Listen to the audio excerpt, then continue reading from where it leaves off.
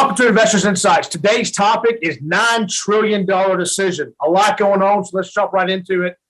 Trade, last week we saw a pretty high and scary inflation number, which caused the market to show some weakness on Friday, and it's really been the top story over the weekend. So go ahead, talk about inflation. What are we seeing?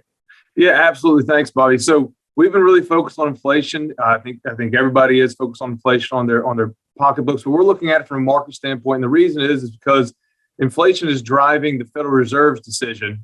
And that's that $9 trillion decision you were mentioning. And so inflation came out on Friday much higher than we expected at 8.6%. That beat the previous month's reading of 8.3%.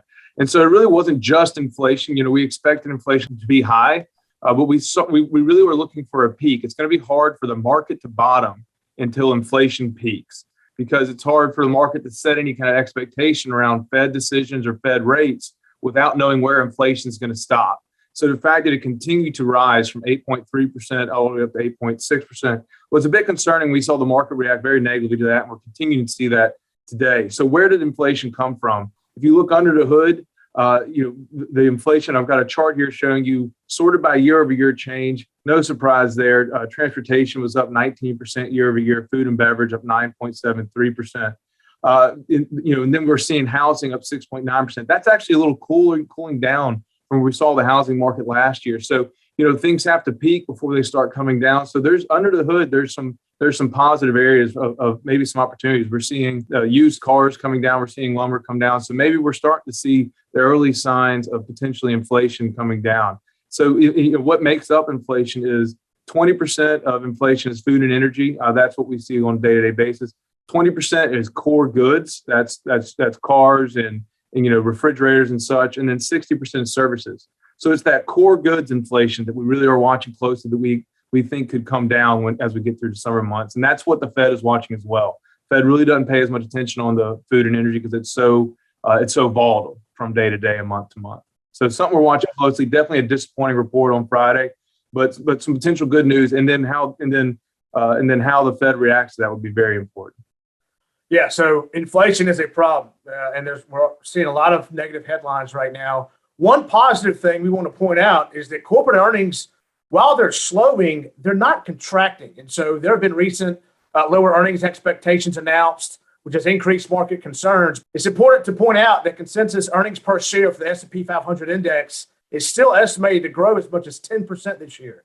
So if the U.S. economy grows the rest of the year, which we expect, then earnings should support stock prices in the second half of the year. And it will continue to be choppy, no doubt about that. But corporate earnings are still growing, just not as much as the past 2 years. So what we're going to see here is slower earnings growth, not earnings declines. And so Trey talked about the importance of the Fed this week. It's why we named the vlog $9 trillion decision. Talk about the Fed expectations this week. Yeah, so what's that $9 trillion decision exactly? Well, the Fed is obviously trying to fight inflation, and one way they're doing that is with interest rates. They meet on Wednesday. We're expecting to get a 50 basis point rate hike again, another one in July, and then maybe kind of just for the rest of the year.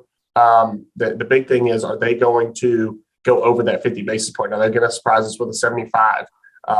Maybe even 100. I don't know. That's something that we really have to keep an eye on with the inflation number that Trey alluded to. They're really going to have to try to stomp this out. On top of that, quantitative tightening is starting this month. The long-awaited quantitative tightening, we've been waiting for it. Basically, the Fed is going to let their bonds mature instead of reinvesting that cash and pumping more money in the economy. Those bonds are going to mature. They're going to shrink their balance sheet down from that $9 trillion, which is like 40% of GDP. They're going to try to get it closer to 20%. They're going to start this by letting $47.5 billion run off of their balance sheet up until September. And then that's supposed to double for the rest of the year and for the foreseeable future. So we are now in play with two different metrics. We got rate hikes and we got quantitative tightening. So let's see where we go from here. Yeah. So the Fed decision this week, very careful to see, what Chairman Powell says. Not only the action the Fed takes, but what they say going forward over the next couple of months is going to be very important for the market direction here. And speaking of market direction, Adam, we ended the week last week very poor on the downside.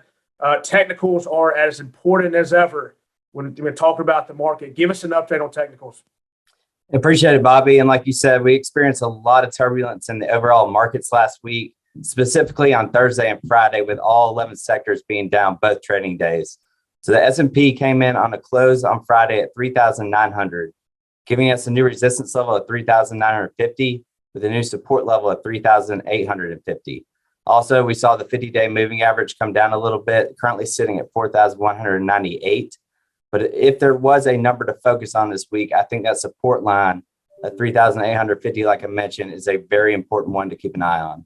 And so a lot of negative headlines right now. If you are watching this video, have questions about what we're talking about, what's going on in the markets, please reach out to us, call us, email us. We'd love to meet in person. We want to make sure that we answer any questions with all the volatility we're seeing. So thanks for watching. Have a great week. We'll talk to you next Monday. Thanks.